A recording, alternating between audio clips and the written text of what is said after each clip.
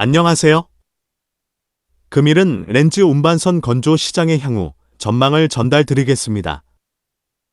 해운 전문지 트레이드윈즈 보도에 따르면 렌즈 화물창 설계 특허를 보유하고 있는 지트는 2028년부터 렌즈 운반선 건조 슬롯이 연간 100척까지 증가할 것이라 전망하였습니다.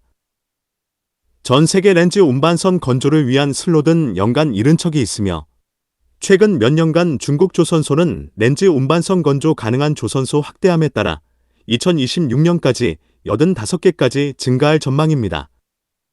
렌즈 운반선의 독점적 위치를 가지고 있는 지트는 2024년 1월부터 9월까지 총 68척의 렌즈 운반선, 12척의 에탄 운반선, 1척의 F서류 및 1척의 F렌즈 1기 수주를 하고 있습니다.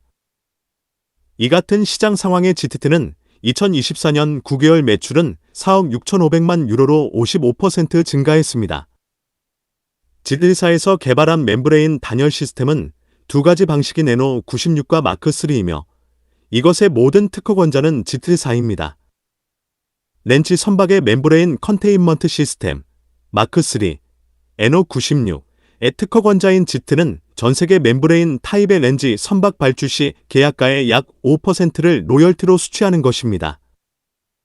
GTT사의 매출액은 특허권이 약 95%, 서비스 및 기타 부문 매출이 약 5%로 구성되어 있습니다. GTT 매출 증가를 유지하기 위하여는 렌즈 운반선 발주가 지속되어야 하는 상황입니다. 지난 영상에서 소개드린 것과 같이 렌즈 생산을 위한 신규 액화 프로젝트는 2030년까지 700회까지 생산량을 증가할 것으로 전망입니다. 렌즈 생산량 증가는 렌즈 수요 증가를 예상하면서 필드를 개발하기 때문에 렌즈 운반선의 수요는 지속 성장할 것으로 예상이 됩니다. 중국 조선소가 렌즈 운반선 건조 슬롯을 확대하는 배경에 이 같은 시장 상황이 있는 것입니다. 또 다른 렌즈 운반선 수요로는 렌즈 운반선 선령 변화입니다.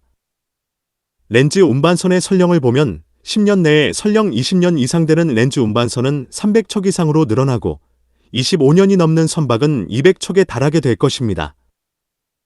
이 같은 렌즈 선령 구조로 보면 10년 내에 렌즈 선대 교체가 가속화될 것으로 전망했습니다. 여기까지 렌즈 운반선 증가를 예상하는 장미 및 전망입니다. 렌즈 수요는 해운 분야, 냉난방 수요, AI 전력 수요에 따른 발전 수요, 석탄 발전의 친환경 렌즈 발전으로 전환 등으로 나누어 볼 수 있습니다. 해운 분야는 2050년 탄소 중립이라는 큰 목표를 위하여 탄소 저감을 위하여 많은 신조 발주 선박은 렌즈 이중 연료 추진을 채택하면서 렌즈 수요 증가에 기여하고 있습니다. 냉난방 수요는 전 세계 기후 변화에 따라 에너지 수요 증가에 따라 렌즈 수요도 동반 상승하고 있습니다.